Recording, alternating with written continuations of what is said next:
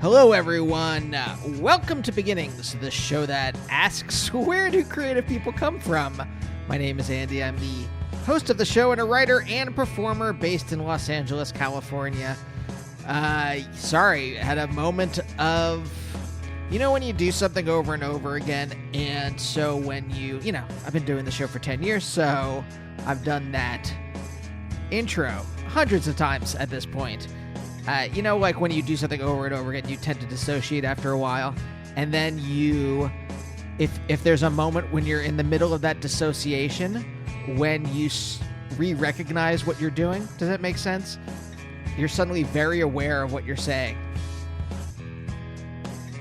Great way to start episode.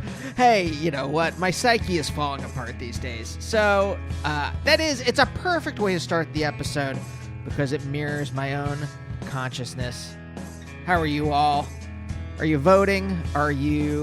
Hey, if you want to not just vote, but join an organization that is on the ground at doing good things, if I get a couple more people to sign up for DSA, I get a free cap.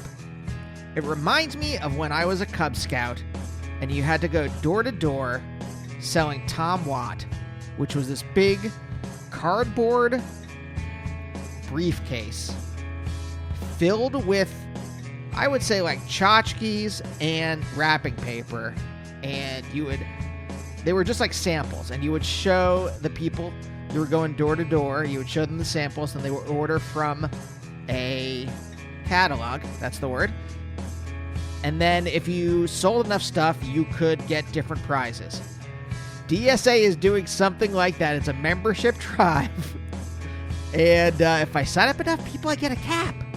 I get a baseball cap with like a DSA something on it. Hey, if you want to join, just DM me and I'll send you the link. Help me get that cap, everyone. Help me get that cap. Today's episode, oh boy, this is great. I'm talking to Silas Howard. If you don't know who Silas is, let me read you his bio right now. Silas Howard is an award-winning director and writer whose recent work includes executive producing and directing on FX's Emmy-nominated series Pose. Other TV credits include directing on multiple seasons of Amazon's Emmy Award-winning Transparent, Freeform's The Fosters, MTV's Faking It, NBC's This Is Us, HBO's High Maintenance, and Netflix's Tales of the Cities, as well as the new Josh Thomas show, Everything's Gonna Be Okay. In addition to all of his directing work, Silas was a founding member of the seminal queer punk band Tribe 8 and was awarded a Guggenheim Fellowship in 2015. This was just a blast. Silas has worked on some of my favorite shows, Pose and Everything's Gonna Be Okay. I love Josh Thomas, love Pose. In fact, Naomi and I, on our other podcast, Couples Therapy, have interviewed both Josh Thomas and Stephen Canals, the co-creator, the actual creator of Pose. So check those out. But Silas had a super interesting pathway to his career. We talk a lot about his childhood and also a kind of a philosophical talk about what's going on these days as opposed to talking about politics directly, which I thought was really fascinating. So I hope you enjoy this. If you do, and you want to check out other episodes of the show, they're all there on Spotify or beginnings.libsyn.com. I've had hundreds of conversations, like I said, with writers and performers and comedians and artists and musicians. But say you're here because Silas is a TV director and writer, and you want to check out more people in that realm. I've talked to, why don't we just go with filmmakers or screenwriters? Jeremy Pixar, Hallie Pfeiffer, Chris Kelly, Jillian Robespierre, Leslie Headland, who is the co-creator of Russian Doll, John Ronson, Damon Lindelof. Like I said, tons of other people.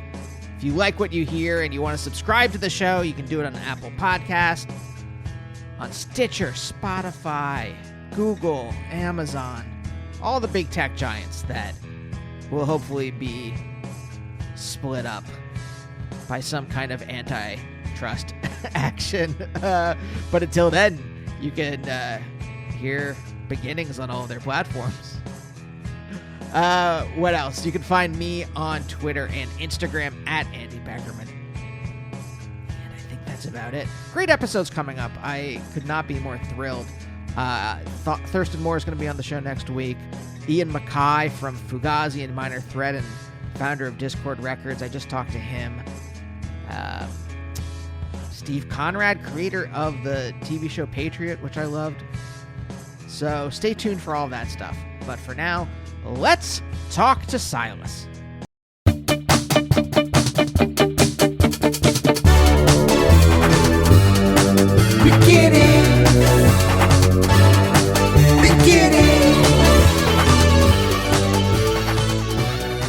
So in the middle of this pandemic, there are obviously for all of us, for me specifically, mental health concerns that we will be unraveling for years from now. So, but there is something that is comforting about not having to go outside, and I think back to like, oh, this goes back to like when I was a kid. Like, you know, I was an indoor kid. I like playing outside with my friends, but there's something like it's very womb-like having to be quarantined, right? And so maybe even like, I don't even want to like go back, like maybe there is something primal about this that it makes me feel safe. And are you feeling the same kind of things? Has this affected you in any way? How are you dealing with this emotionally, I guess is what I'm trying to say. Yeah, no, I feel nuts. I don't feel safe. I think the isolation is intense. I'm finally the first time, maybe the last 4 years of my life, I've made an income that I could actually save money and it'd be okay. So it's a relatively new phenomenon for me to be able to not work and be okay. And I actually am on a show right now, doing the third season, but Pose? No, it's Dickinson season 3, so I did awesome. Season 2. Yeah, and but I am working with Billy Porter and Dominique Jackson from Pose on a new project that's about Doreen Corey, who was in Paris is Burning. Oh yeah, and she's kind of she's very much mother of all things, and she describes what is shade, what is a read, and she's just funny, and she has all this sort of context for everything. And then she also has this great quote about, I used to think I needed to be famous. And then I realized I just needed to, if I could survive this life with a few people that knew me, then I've hit my mark. If you aim high, if you aim high or your arrow goes high, goody for you. Anyway, I'm just totally massacred the quote, but it's just so heartfelt. And any artist has gone through those moments of like, what is the legacy of our work, or what is the meaning? What is it? What is the value, especially right now? But no, I just feel like it's tough because all the people who are getting the most impacted by this are the most vulnerable. So, COVID shows us that we are interconnected, and that no amount of like presidency that has, nationalism, hate speak, border wall building, all that crap is like, here's the thing that shows us that we are connected, and that, if we don't protect the people who are working at the grocery stores, then we're not protecting the people that are making a bunch of money. It's kind of an opportunity to see the way that our society treats people differently, I think. But yeah, the staying in, I mean, I have been saying I just want to be home for a little bit, like right before this happened, because I've been working, which is great, but I've been working so much I'm not home at all. And then even last day of Dickinson on season 2 in January, I had a cold, and I didn't want the 2 leads to have, exposure, so I did something I never done before. I wore a mask on the whole last day of season 2, which was mid-January, and then all the COVID stuff. I'm just saying I was ahead of the curve. I have like these pictures of me and Haley, everybody, with just my mask on. It felt so dramatic. It felt so like over the top, but I just thought. Yeah. It really did. It took a while for it to be like, oh no, this is like this is now normalized, right? And in fact, I'm now at the point where when I see people without a mask, it like strikes me as weird. as you should. I mean, yeah, I think that this whole COVID thing. I mean, I came of age in the middle of the last pandemic of my lifetime, which was AIDS. Yes. And watching people die around me, watching a government not only not care but say that was a corrective, sort of like what you deserve for being gay, queer, lesbian in that time. And but I learned a lot in that, and I feel like I'm getting the opportunity. There's an opportunity here for us to look at what this is, who we've elected, what kind of denial systems that we have that are so incredibly deep in terms of just the relationship to this country and how it was founded and the Civil War and all of those things that are still just kind of been pushed into this weird holiday denial, like just so many systems of denial. I think it's really coming back to kick us in the ass. Yeah, I mean, we're a country that's built on denial, built on repression, built on distracting yourself so you never have to actually feel the feelings or reckon with the history of this country, or what, like, especially if you are, say, like a cis-het white dude, never have to reckon with what your privilege emanates from, and the entire apparatus is built on that, and it's not sustainable. I mean, obviously it was sustainable for a couple hundred years, but like it's coming down as it it's so it's so true. And this the big credo of this country is manifest destiny.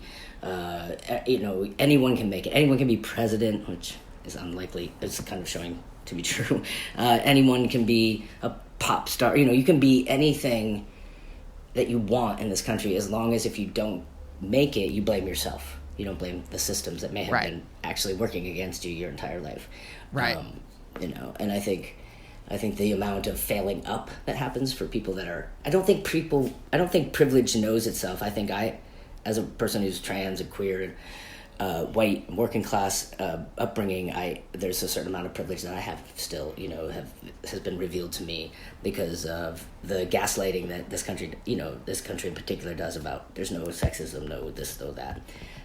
It's made me feel unable to even just see the system as clearly as these last few years since Trayvon Martin, really, just kind of exposing the systems over and over again. But yeah, COVID is definitely bringing that up. Yeah. It's just interesting to me that, like, you're raised, you in general, not you specifically, but, like, we in America and maybe in the world, in the Western world, I don't know how you want to, like, bound this, what I'm about to say, but, like, we are taught linear thinking, and you're raised in linear thinking, and you're raised in a conceptual scheme that teaches you that causal things happen in this way. A causes B, and that's how it happens. When in reality, it's all systemic, right? And everything we are and the way that we come to be and both the economically and existentially is all systemic. And traversing that kind of like the paradigm shift between the way that we are all taught to think linearly and then the way things actually are systemically, right? There's no apparatus in culture to teach you how to think systemically. You each like, I went to grad school and I learned there. I went to grad school for philosophy and it taught me how to think like that there. Right. But like that's the gap that's killing us all. That gap between how to understand the way things actually are and the way we're taught to understand them. Yeah.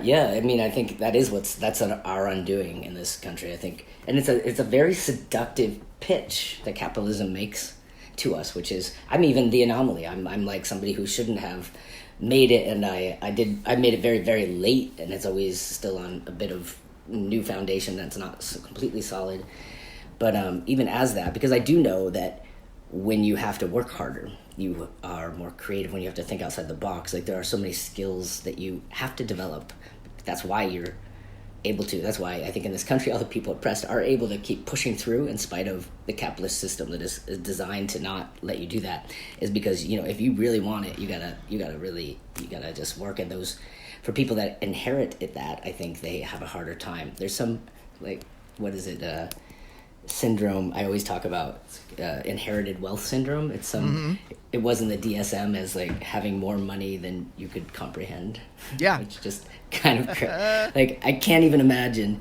What do they do? They have conferences and stuff, but I'm just like, what do they do? Sit around and go to talk to people that have to work and go, wow, you have a paycheck, you get an amount of money every week, and it's like, that's what you live on. And it's just but I feel that actually it makes everybody sick. I'm not going to make a plea for poor, rich white people. But I think the way that this country is binary and denies things does make everybody suffer. And I don't think it's I think actually what should be in the DSM is wanting to be a billionaire, because what is the reason? Like what is the need to have that much money centralized in one family and one person?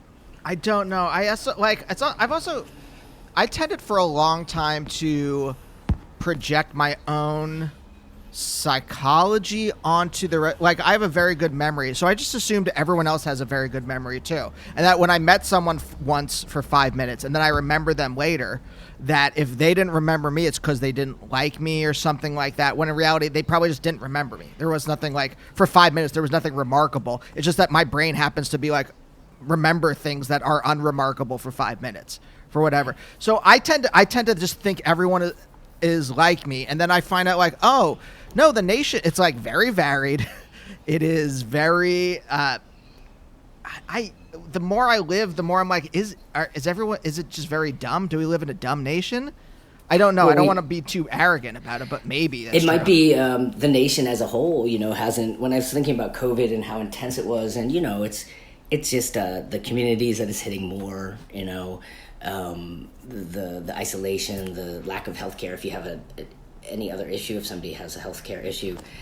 But so what I was thinking of in terms of COVID is, aside from the Civil War and the colonizing of this country, maybe starting there, that genocide, and then there's the civil rights movement, there's AIDS, there's 9/11, but there's not, like, you go to Europe and there's country, go to a city where 80% of that city has been bombed, and so we haven't had that kind of terror that many people have felt and are feeling. And so I think that is the dumbness, is the lack of understanding that everything you think is true can be gone like that. Yes. And that's true for many people in this country, but not for the like status quo. Yeah. And with the billionaires, the thing is that I also, if you grew up, I think we're around the same age, maybe, but I'm older. I'm sure I'm older. But 'cause I'll go back, because I had a question about, like, growing up in the 80s. But like especially in the Reagan era, right? You learned, and you had, like, culture taught you that to be wealthy is to be smart, right? If you are wealthy, it's because you are smart. And so I think everyone all internalized that.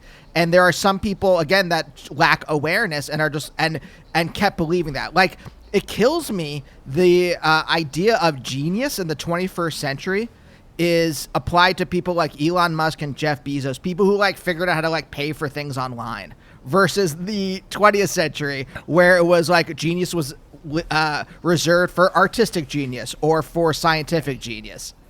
Right. No, I think that's interesting. I still internalize that, and I think many people do, whatever their class background, their ethnicity, their relationship in terms of, the myriad of ways that we connect to society or don't. But yeah, at a certain point, because it took me so long, like, I did my own work forever.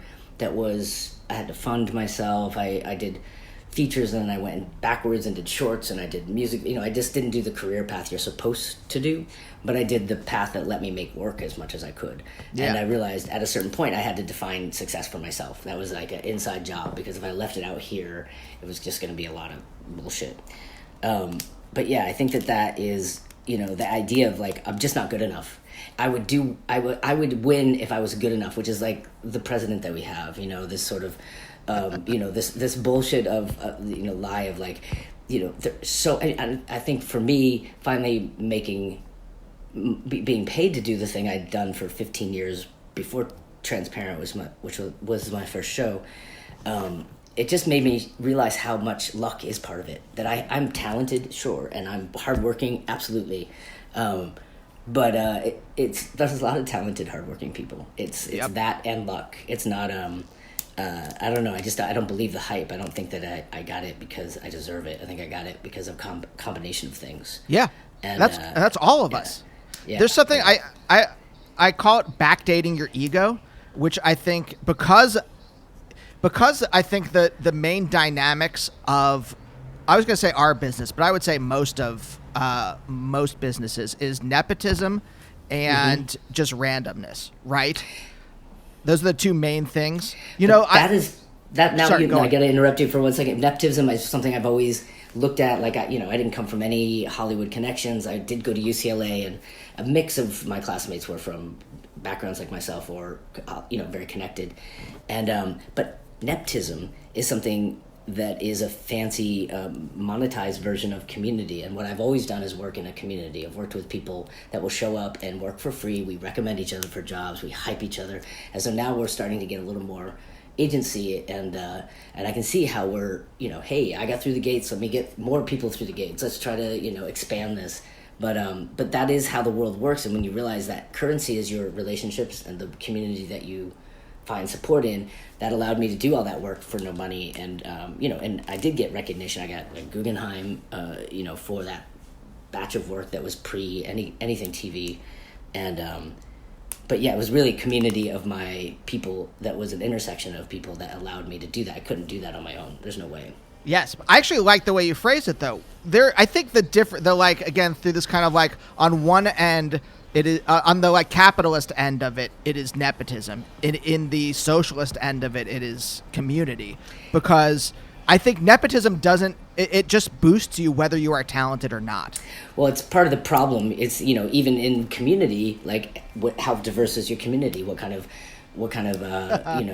intersection Sure. are you? Like that's a quick word for something that could mean the same thing being perpetuated, which is the same group of people getting advances because of this, even if it's translated. So it takes more than that. I think one of the things I've benefited from is that my community was basically a lot of kind of like lost kids, castaways. We weren't gay or lesbian. We were like punk and queer, trans. We were a mix of things. We were too few to actually make groups enough to separate, which we would soon do when people stopped dying of AIDS. Mm-hmm. But there was that window of time where we all had each other, and we didn't necessarily have a lot in common, except for that we were outsiders of the outsiders. So we kind of had to figure out each other. My band, Tribe 8, was an exercise in, we were a multiracial, multi-gendered band that was all queer, and we kind of worked it out with each other in the van as we drove across country for 10 years in the 90s. Yeah. Regardless of whether community or nepotism is good or bad, right? I'm not assigning any kind of, that's one of the dynamics, let's say. Yeah. And it boosts people regardless. Sometimes it gets good people and sometimes it gets bad people, right? It elevates them. And it's just like, that's just one of the things I've noticed. And this idea of backdating your ego it seems like you have a very healthy understanding of it. So you're like, yes, no, I understand where I am. And yes, I am very good at what I do. But also, I've gotten here between a combination of that and luck and, community, right? A tendency I've seen in this industry is that a lot of people will say, get to through luck and nepotism and talent in some cases, get to a elevated place and then say, well, the only way I could have gotten to this elevated place is if I was genuinely a unique talent in this world. And therefore, that must be the thing that elevated me. And these other factors don't count. Yeah. There's a study that, I don't know who did it. I probably heard it on NPR, but they were just studying how people interpret their wealth. And that even if people didn't, if if they inherited it or if they earned it, they both came to the conclusion that they deserved it because they were better. And they even did weird exercises with like playing Monopoly and someone had an advantage and they won, but they still felt it was of their own personal. I think that is a very, at least Western white condition for sure. But this idea of like I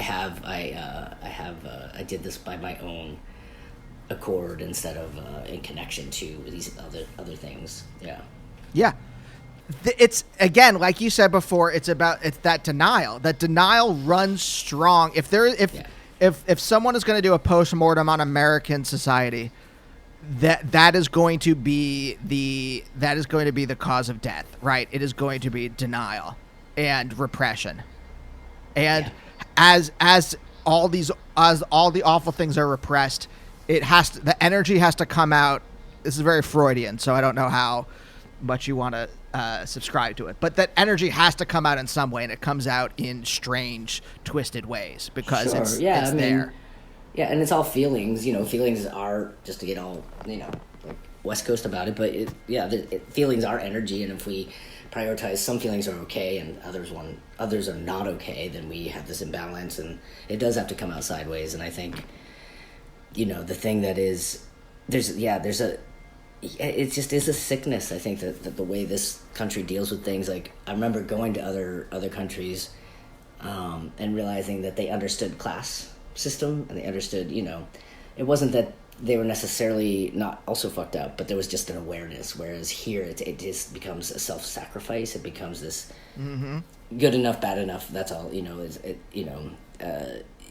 It's a weird double-edged sword because it does push people beyond reason to try to get there. But then it costs so much. This idea of that you don't have something that's your own. It's these external.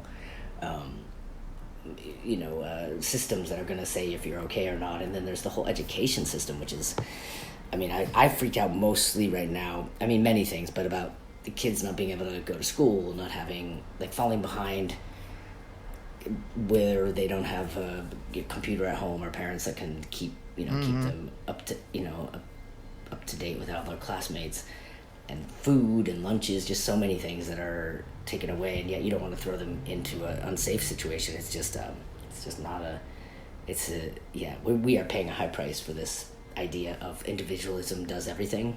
We're paying the highest price for it. Yeah. Were you aware of these things when you were a kid? So you grew up in Vermont, right? Yeah. I had an awareness of class. I was lucky that way. My dad, I grew up with my dad. My parents were teenagers when they had me, and but yeah, my grandmother, who was on welfare and kind of a undiagnosed something mental health wise, was a big Bernie Sanders supporter, and I found this old sign of hers that had Bernie or bust or something, Bernie all the way. And that's when he was the mayor, and he invited her to his wedding, which I have more photos of Bernie Sanders' wedding than anything else in my family on that side of the family. And he came to her funeral. And so I was aware, like, my dad had no, I wasn't raised with like working class, poverty class, white racism. I was raised with a distrust of systems, actually, like doctors. My dad was ill most of his life, and so it was really doctors were the only people that were targeted. My grandma was kind of a man-hater, so it was just like, but there was an understanding that there were systems that were at work, and instead of blaming people, I was pointed in the direction of looking at systems, which is I think a big advantage. Yeah. Oh, that's huge. It's something like I think that if anything is probably gave you the space to kind of like understand the world. It took me until like college and reading like Chomsky and Zinn and those kind of people to finally kind of understand like what the game was that I was playing, or even like start to like, even then I was like, it was just like I started to have a clue, just like the faintest clue of what this was. And I think also benefit of having parents that were kind of small town freaks. And my dad was super ambitious and started, all of these businesses, but I watched him get in his own way. So I also watched how you could have agency in whether you moved to the next place or not, that was not about the systems. There was something about the self-destructive tendency that happens, like when you don't have a future, or what kind of future do you have, like that determines a lot of the ways that you are in those early years, especially. Yeah. I mean, wait, I heard that right. You said small town freaks. Was that the? They're small town. They're like, they were in Vermont, so, but they were like normal looking cis male, female, but my dad was very maternal. My mom was kind of like the absentee dad that was dealing with addiction and whatever, got it together later. But yeah, they were very much they were a little bit outsiders, I think, in their own world of people. They didn't conform to things very consistently. Yeah. Well, how did they end up in Vermont? Did they meet each other before that? Were they always there? They I think my mom's father and mom moved from Canada, and so they were there, and she was there in high school. I think they met through a group of friends in high school. And I don't even think my dad was in high school anymore. I think he quit after 6th grade. So he was just like the guy from the wrong side of the tracks. And my mom was like the ambitious middle-class family that was, she was the worst nightmare because she got pregnant at 17 and, all of that stuff. So yeah, they didn't fit the narrative that they were supposed to fit. At least my mom didn't. I don't think my dad had a narrative being, raised with, a mom that was battling mental health issues, a dad who was an alcoholic who died of it, and a brother who died of it as well. So it was like, there's like the family narrative is such a big part of this culture as well. Yeah. It's this white family narrative that's like centered in some 50s thing that I think still gets revisited, even though that's one of the most kind of like racist and, kind of this invention of the teenager post-war. There's a whole thing about the 50s and the way that it's still, revered, or the styles have carried. I mean, I've even had a sort of 50s look at certain points or whatever, but it's got this, it's such a, talk about denial, that's a whole time of creating this marketing, the teenager, the invention of the white teenager and the rebel and all of that. So anyway, so they were in the 70s, they were kids of the 70s. And I think that whole money thing in the 80s, I think the whole thing about money and wealth and that being good and that really happened in the 80s, which I was too young to fully realize, but Pose does so well, where they look at Trump in the 80s and Reaganomics, and that was a shift from the 60s and 70s where people were like rejecting wealth. You got Jane Fonda out there protesting, everybody's rejecting wealth, and then all of a sudden it becomes like, I want the gold-plated toilet seat that Trump has. I want to flaunt, I want to mimic and have ownership over this thing that is so controlling in many people's lives.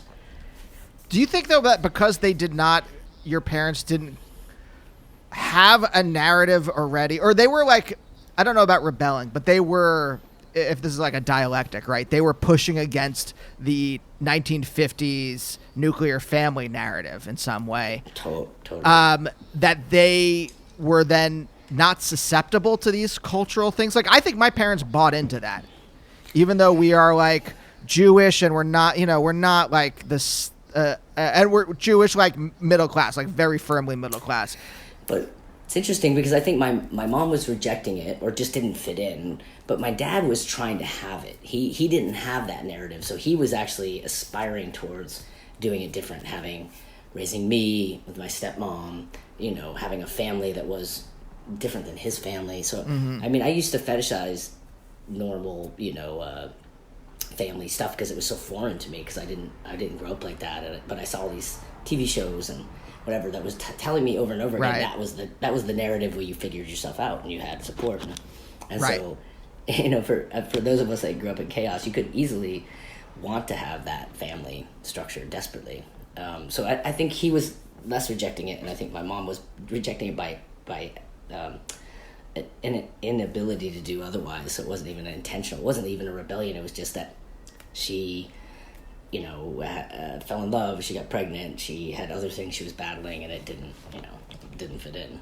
And that's the other thing is, I think, this society also says drug addiction happens to these people, but not over here. Right. Opioid crisis kind of heightened that, like people right. not admitting that they're kids were dying of addiction because it was a stigma, you know.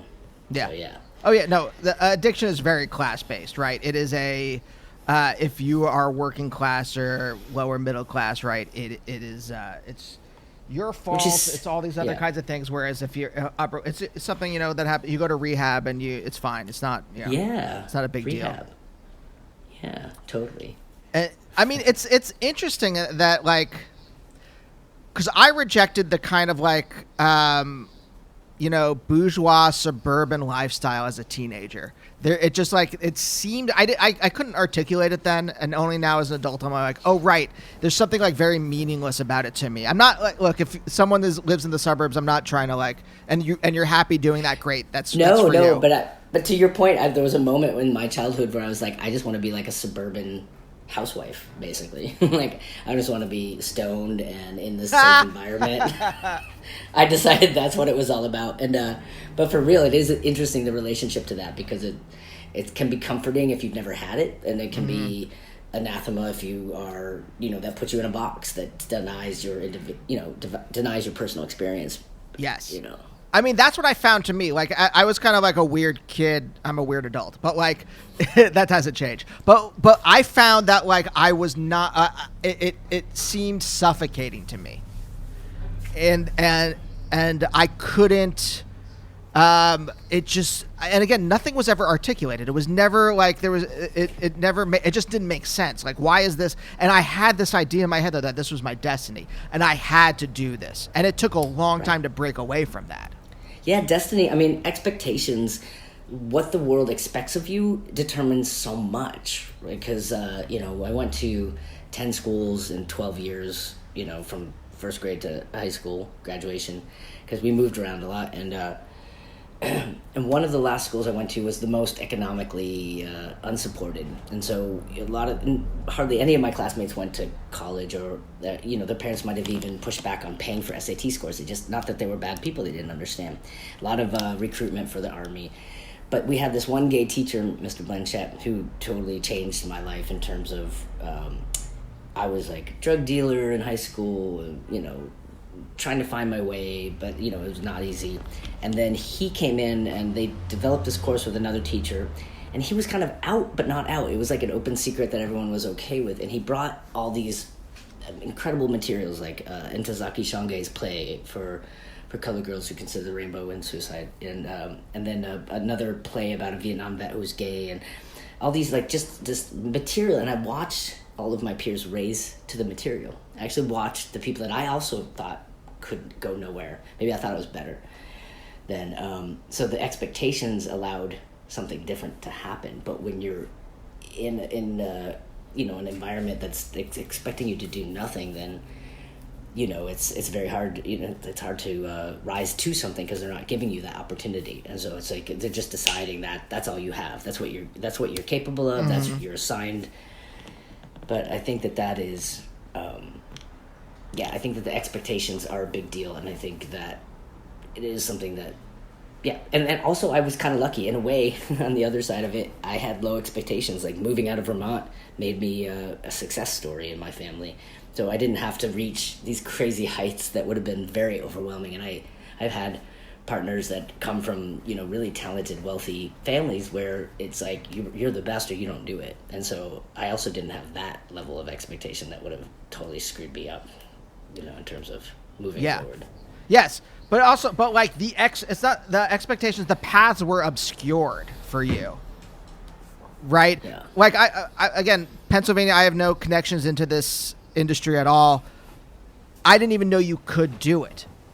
I say this almost every episode because it still blows my mind that I am here and working, because it never was an open path for me. And I had to if this is the metaphor, I had to cut away the brush. I had to like learn that the path existed with a mental machete. I don't know. This is a dumb metaphor, but like. No, it's not. But I mean, I do think it's, you know, I'm always flipping each thing that I say to the other side, but I'm a Gemini, so that's part of my astrological nature. But also, I think the binary is a thing that's like just killing us all. It's just nobody's all one or all the other.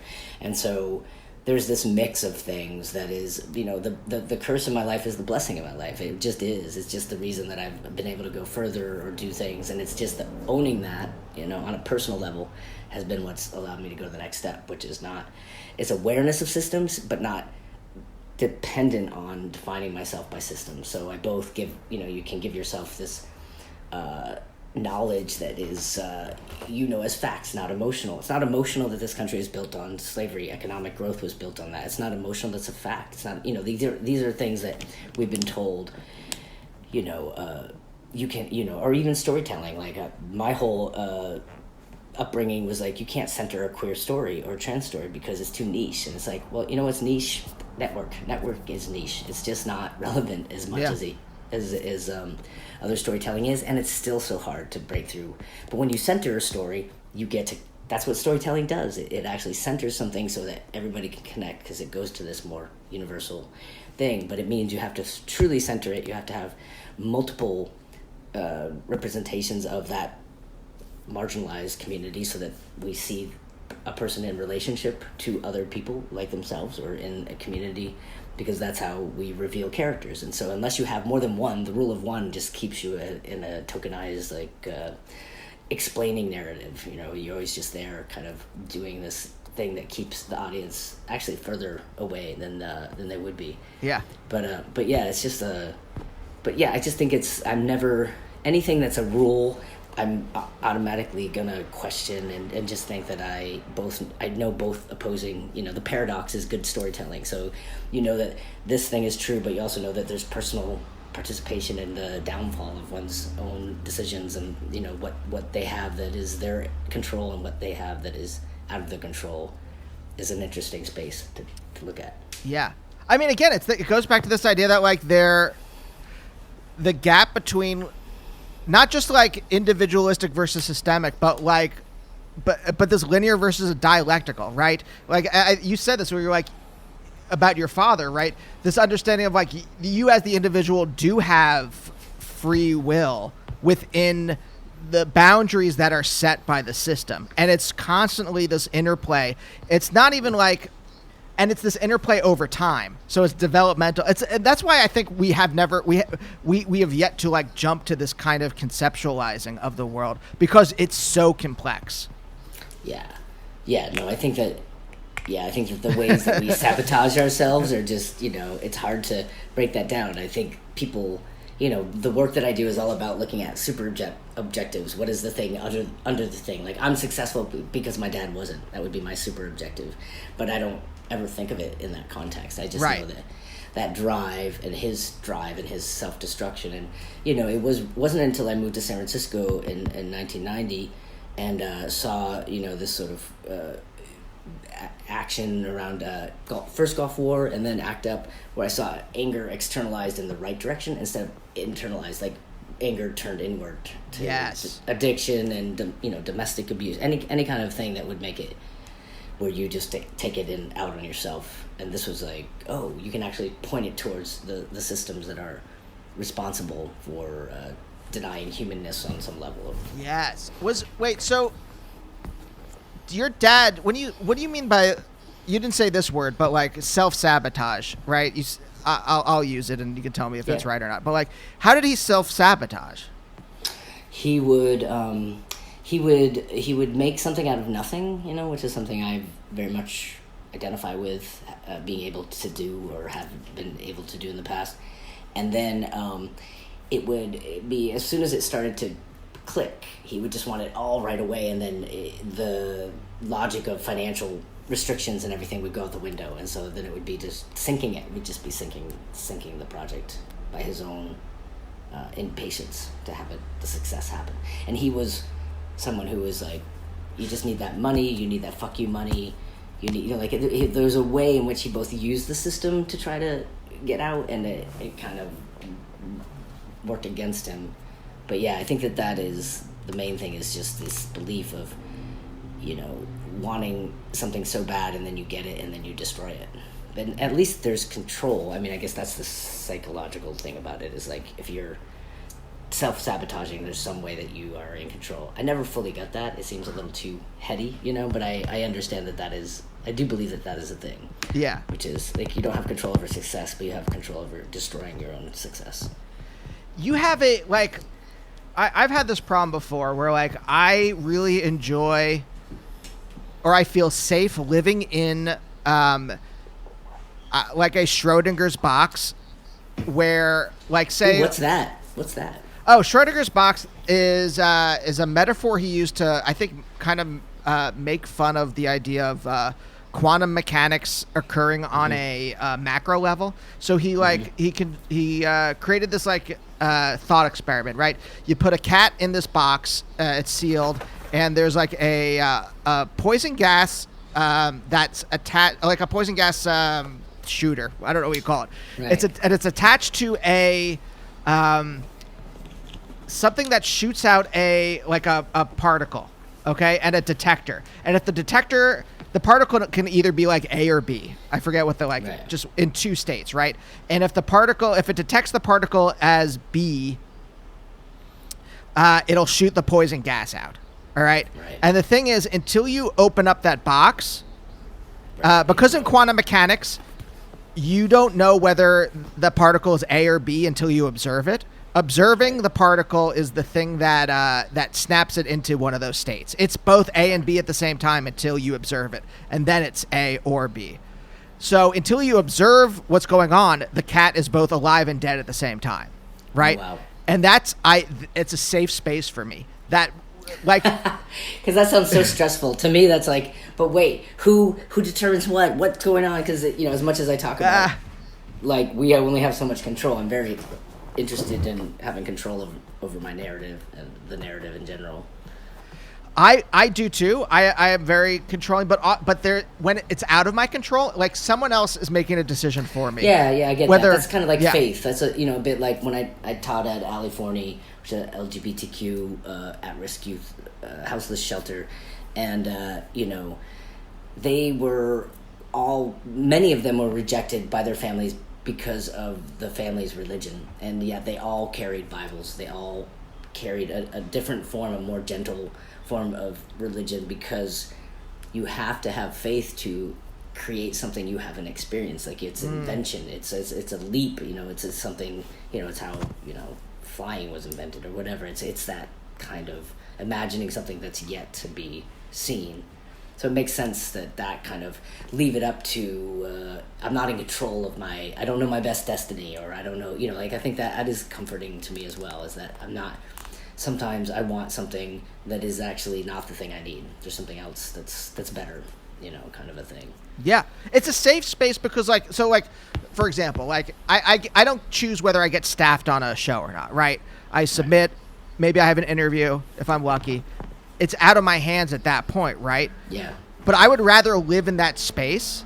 I would rather, before I send or for something else, I'm pitching something, whatever. Before I send a follow-up email, it takes me a long time to do that because I haven't heard, the yes would be great, but the no would be terrible. But the yes and no at the same, because I'm living in the space in between. Right. I'm safe. I'm safe here because I haven't heard one or the other. And even a yes will mean that I have to do stuff now. So where I am is safe, and again, it's a quarantine, right? I am here in this space. I can't really go outside. Yeah. It's limitless. It's like the potential. You can be in love with the potential still.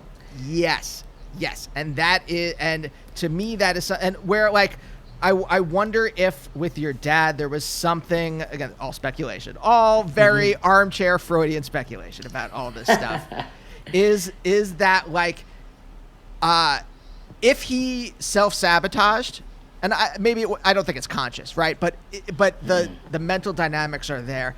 Self-sabotage means that he can't fail through some other means, all right? Or just it maybe the idea wasn't good, or the timing wasn't right, or whatever. It is that through that he is he's doing the observing as opposed to letting the system observe. Yeah, there is some. I mean, what it taught me was that I wasn't afraid of poverty because I went there.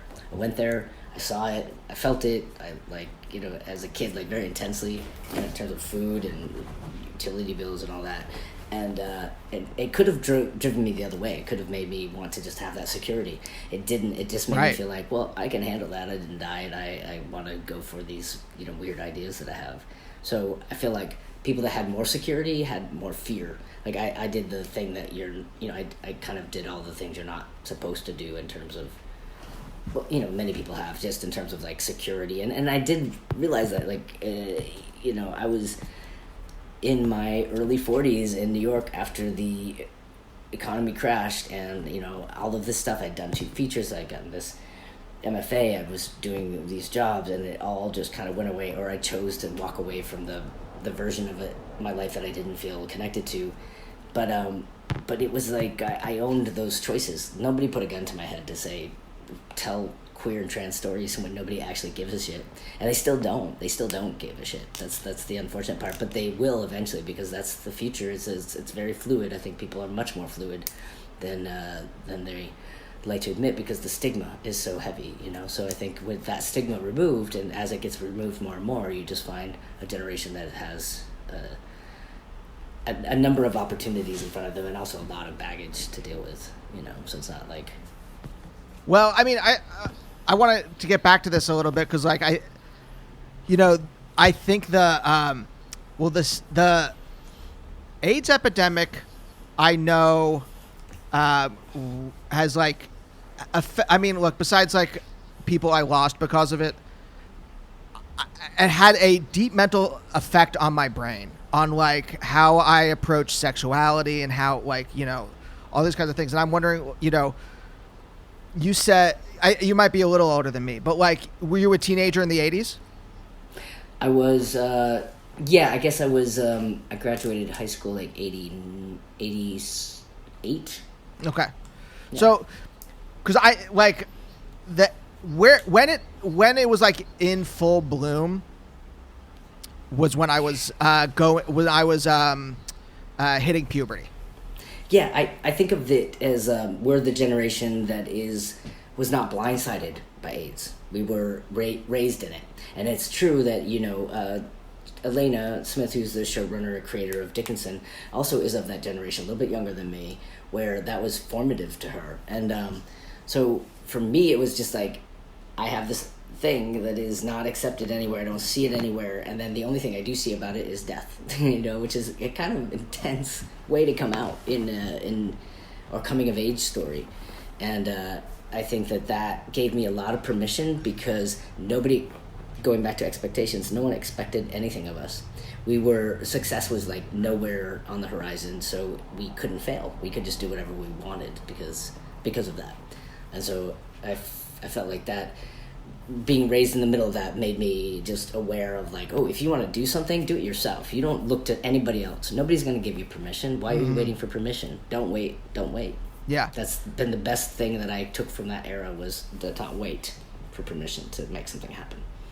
Yeah, I mean, it's so interesting. I just thought about this as you were talking.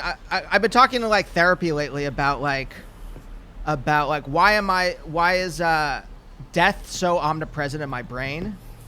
And I love death. I'm totally obsessed with death. Yes, me too. I grew up I can't I'll fall asleep on the couch sometimes, and then go into bed around 2 a.m, and there's this space when I wake up on the couch until I get into bed and can turn on a podcast or turn on the something on my phone so I don't disturb Naomi. But that space, all I think about is death, and I can't stop. It's the moment when I'm most vulnerable, the thoughts start flooding in. And I grew up learning about the Holocaust in the middle of the AIDS epidemic. Yeah, that's intense. I mean, Transparent, that was season 2, big time, was linking this. And I remembered when I, part of how I got that job was I wrote Jill, now Joey, Facebook message, and knew that they knew people that we had people in common, and I just wanted to get myself in there. And so, but that linking of, for me, death is so much. I have this short documentary called What I Love About Dying that played at Sundance. It's not a good film, but it's an amazing character study. No, it's not. It's just I interviewed Chris Kovic, who was a mentor of ours who was dying of cancer, and who was mentoring. They were sort of sounding anti-spiritual, but they were basically, Chris is a great example of saying the wrong thing, doing the right thing. Like, they might say something that's counter-narrative to the fact that they're being very spiritual. They might say, like, this way that people want to remember me, or this way of handling death is not connected to me, but this other way is. And so it was, she was mentoring for us how to die, in a way. And so I think that I'm obsessed with death. I think that it's such a powerful thing that we never deal with, and there's no ritual. But I had a youth that was kind of thrown into the middle of that. I mean, even prior to AIDS, I grew up working class, where a lot of high school friends died, drunk driving, this like more deaths than. And it's not that that's class specific, but it just seemed to be a higher count of it. But yeah, then AIDS. Like, I've learned my humor in the AIDS pandemic. Like, I have a show that I'm taking out to production companies that is an AIDS comedy, but it's not what you would think of as an AIDS comedy. It's the way that humor gives you dignity in the face of a system that's just crushing you. You can win by your wit. By your wit, you can outsmart that dumb society. And so that was a big part of my youth, was that, using that wit and being irreverent. Nothing is sacred. I mean, there are some things sacred, but I think playing with my own identity, is something I've always been excited to do. I don't want to do that with somebody else's. I think that's where things get run amiss. But yeah, I think it is such an interesting thing about death, and that there's so much humor. Gallows humor is so powerful. Like, when my dad died, and one of my friends just said this thing that nobody else could say, but it made me laugh so hard, and I thought my dad would also laugh. Like, it's such a way of it's restorative, I guess, is what it is. There's something about it. Yes. I mean, that's the heart of my humor, is gallows humor. It's I think from those twin I was gonna say experiences, but it's just like that was what my youth was, and then my family, my like grandparents' age. I mean, I was 3 of my grandparents were already dead by the time I was born. And then their whole generation started dropping when I was, a teenager. Did any of the survivors of the Holocaust in your family ever talk to you? I'm sure not, about the Holocaust. It was like, those were always like distant relatives, and they were still in Europe somewhere over there. It was more of the, like, if you're Jewish, you, growing up in the 80s, you get, I'm sure growing up anytime, but like, for some reason, I think the 80s was the generation that was born right after the Holocaust, so they got there was maybe like not as much education, and then they like jammed it down our throats.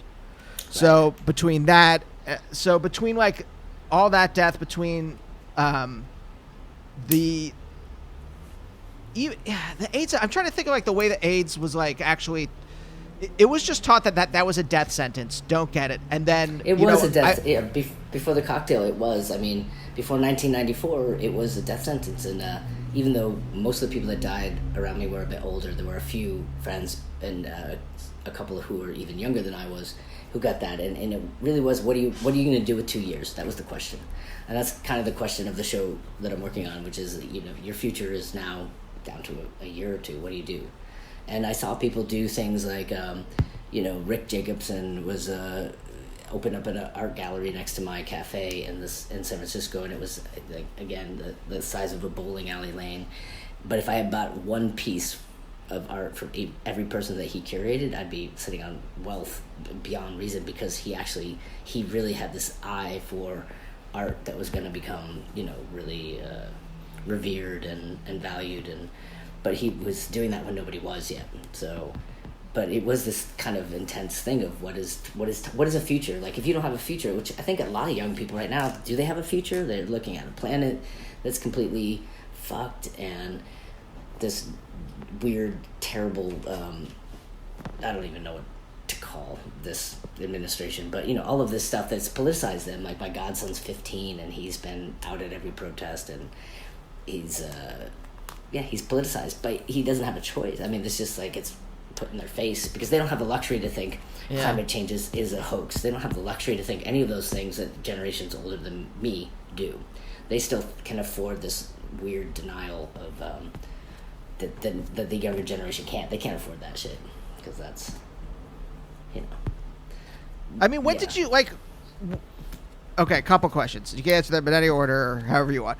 Were you playing music already when you were younger?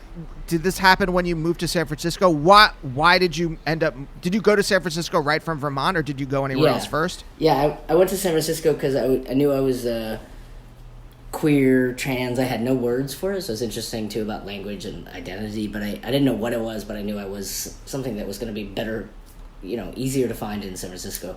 I had my aunt, who's my mom's younger sister, who she had a studio apartment and on Turkin to visit her, and she's like, you can stay 1 month. So I had a month that I could stay on her floor because it was just a studio, and I got a crappy job, and then everything kind of built off of that because it was a bit of a ghost town, you know, and trying to find my place, you know, in that scene. We basically created something that we didn't have yet, and so we were so I didn't start playing music until I was working with a group of people trying to make a collective. We were just trying to find space. We were literally trying to find a place to hang out, and in that process I was like, yeah, I want a place to hang out so my band can play there. I didn't have a band and I didn't know what, you know, I was even talking about, but then I ended up with Tribe 8 kind of coming out of all kinds of things, early sobriety, a lot of like, we don't fit in anywhere, so we're gonna have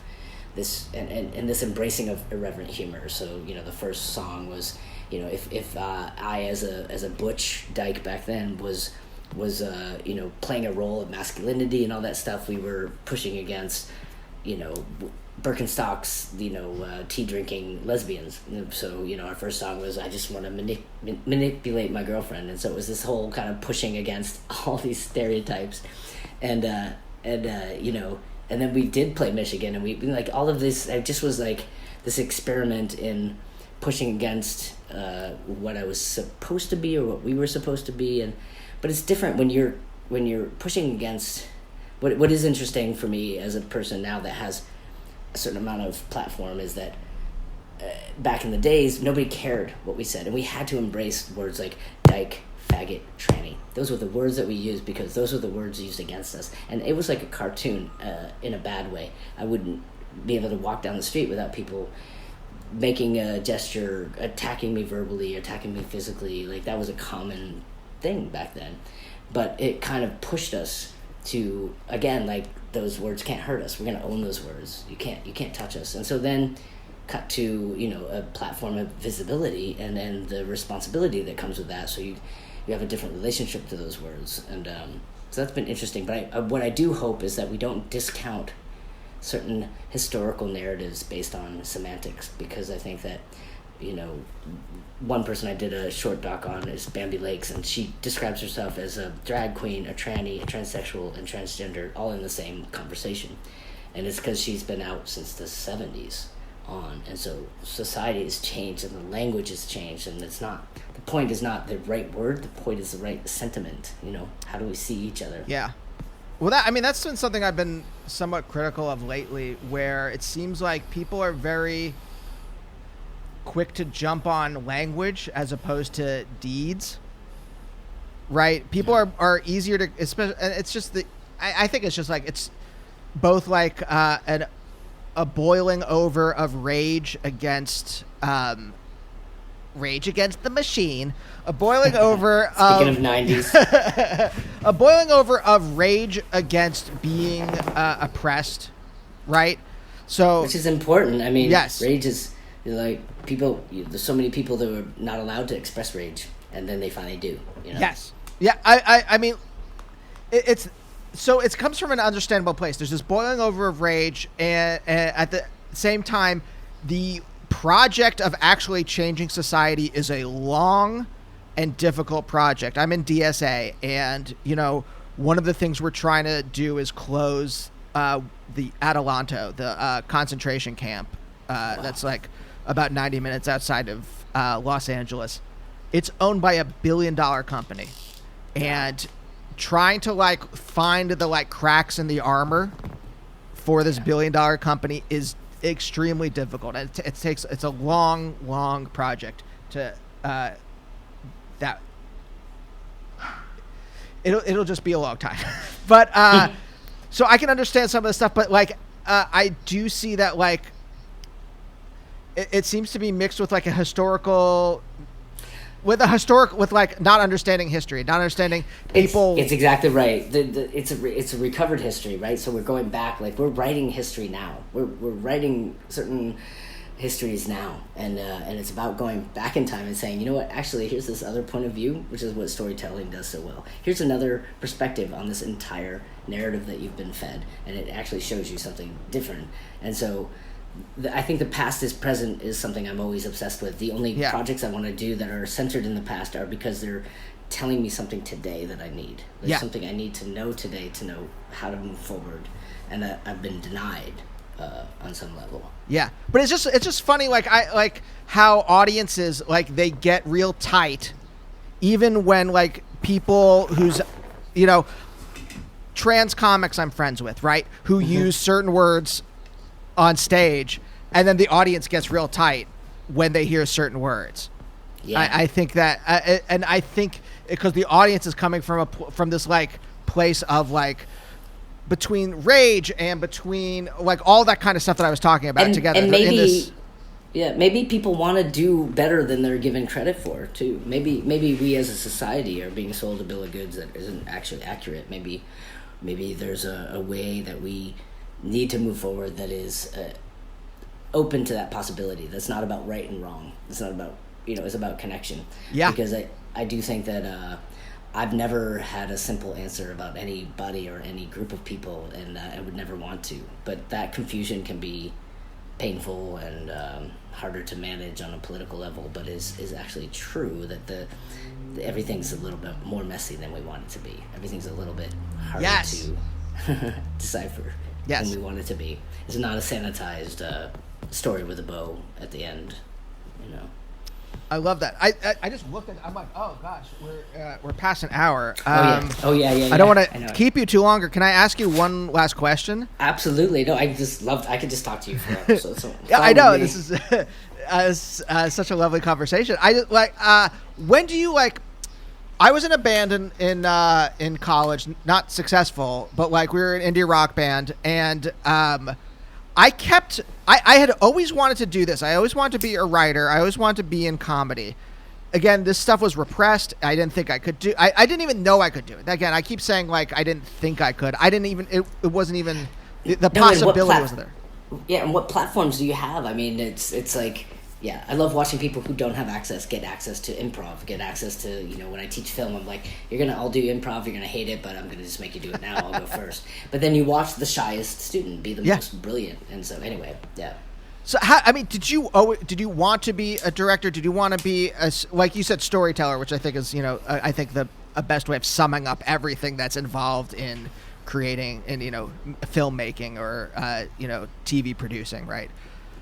Is that something that was inchoate inside you that you always wanted to do, and you eventually found that? Was it something you shifted to after a certain point that you felt like this was the best vehicle for the things I want to do, or the creative, whatever is creativity inside of me? Strange way of putting that, but whatever that energy is that's inside me, this is the best way to express it. Yeah, I had no idea that TV would be any format I would be part of, because I didn't grow up watching TV. I mean, I grew up as a kid watching TV, and I watched all the narrative that didn't fit my life, and I just felt this gap. But it comforted me at the same time. I was a TV kid. My parents both worked, and I went home and nobody was home, and I watched TV. So it was a home to me in the sense. It was an alienating home, but it was a home. And then I, became queer and moved to San Francisco, and we were all about taking mainstream and making it our own, like reappropriating it, just doing whatever. But I was like, no, we don't watch TV. We watch, we make our own entertainment. We take turns being the important person in the room. We perform for each other. We just build this whole world.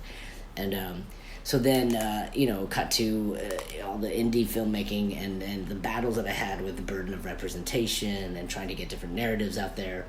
And then it really was transparent, cracking open this opportunity where I was like, well, they're doing it different, and maybe there's a spot for me to do something different. And Amazon, I will just say it openly, they were not going to hire me because of the budget of my work. previously because of the low budget, which was a lot to do with the lack of funding for stories of that way. So, I'm calling them out, but I also give them credit that they, Transparent pushed back and I got the spot for whatever reason. It could have been somebody fell out. It could have been a commitment. Doesn't matter. It gave me this opportunity that launched an entire different trajectory where I've been doing shows that are, for the most part, looking at, it's just the way I've always just been interested in stories about people who happen to have a lens that's XYZ. It's not like the lens is first. It's just part of another way to view society, because if you don't fit in, you have a more objective view because you're not fitting in. Your blinders are less blinding. Mm-hmm. So I felt very fortunate that I got to do all these shows that were kind of pushing those fronts and pushing the narrative, but always doing it without explaining, not doing an explaining narrative, because that's so inherently, putting somebody on the other side. And even my first feature, By Hook or By Crook, we had these trans masculine characters that were not talking about gender, and we're talking about mental health. One of them had a sort of mental health issue, and the refusal to categorize and describe it was probably one of the things most consistently recognized about it, and that was with a lot of intention. You can't not talk about something that is defining a lot of your life without putting a lot of intention to it. So it wasn't that we just forgot about it, it was that we tried to build a world where that wasn't one thing you could locate as a way to not identify. So then hopefully you found something that you did identify with, or you just got into the more humanness, like the hopes and dreams, the failed attempts, like the flawed characters. Like you have to have these characters that are marginalized be flawed. They have to have imperfections, and yes, otherwise we can't connect. What's the point? So yeah. Anyway, I think that, I don't know if that answered your question, but yeah, no, but the idea of my wife is black, just so this makes sense. But like she talks about like, when do I get to be basic? When do I get to play a character that is like lazy? Yeah. My second feature, I was talking to Sung Kang, who had been in Better Luck Tomorrow, that my co-director on that feature was a co-writer on. And after Better Luck Tomorrow, all of the cast, which is all Asian cast, got all these big deals, but like 4-picture deals, whatever, 3-picture deals, but there were no roles. There were no roles for Asian American actors, so their deals just went dying on the vine. And I remember talking to Sung, and he was saying, because as a trans person who also has acted as well as directed, and I was like this weird kid in Vermont that read Uta Hagen's Respect for Acting. I was like a total freak, I don't even know how I got that book, but I was obsessed with it, and so I was committed, but there were no roles. After I acted in my own film, that was it. As a person who hadn't transitioned, I was like, yeah, that's going to be the only role that makes sense for me. Mm-hmm. And but Sung was like, isn't it Asian American enough if I'm playing it? Can't I also play like a failed musician, a person who's done wrong by somebody? Can't we go to these other levels where it's just an added lens, not the entire story? So it's not that we're like everybody else. I don't think that's true. I think we're not. I think we're absolutely not. And that's an added bonus to the story. Instead of a niche, it's actually something that can highlight for other people who don't fit in. And I think many people feel like they don't fit in. It's a way to look at that and feel more sane in this world. Yeah. Yeah. So. Well, wait. So, if you were obsessed with this stuff from when you were a kid, right? Like, do you start Okay, this might be a weird question, but as a director, say, how do you build the visual vocabulary that you want to use? Is this have you already been thinking about this stuff from when you were a child?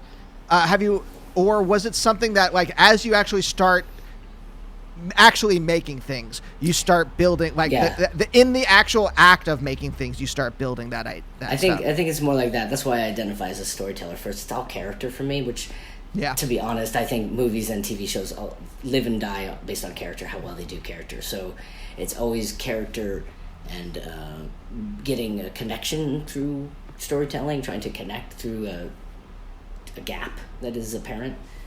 So I think the visuals came later, and I feel like filmmaking, is told to many of us is something you can't do. It's very mystifying. It's like there's a lot of war terms and associated with filming, and it's just a lot of bullshit. It's like if you can be a director if you have a connection to story. That's all. If you have a connection to story, you're gonna have a way in. You're gonna have an urgent need to translate the story to reach people on a universal level. And it's that, again, a cliche, but the specific is the universal. It's like, as you can be specific and you can be messy and you can be funny in the places that are wrong because you know the world, you know why you're doing it. Whereas if you have writers who are more separated, then that's more guesswork, and it's like a reaffirming of tropes and things that are not necessarily true. Yeah, it actually seems like a good place to end. It feels like we've tied up some of the themes. I think that's it. I think that's my whole thesis statement in life, is that it's just so true. The niche is like, it's such a bullshit thing about the everyday guy. It's just, yeah. But, yeah. Well, it reminds me of like the worst lyrics in the world are the lyrics about like just some generic person, as opposed to like the best lyrics being about the specificities, the unique things in the songwriter's life. Yeah, that one thing that broke their heart or whatever it is. Yeah. No, it's true. But really fun to talk to you about all this stuff. I'm like, we should continue. We should have a not a book club, but some equivalent that's storytelling. I would love that. Thank you so much for being on the show. Thank you. And we'll see you guys next time. Bye. Bye, oh, bye, oh, bye, oh, bye, oh, bye, oh, bye, oh, bye.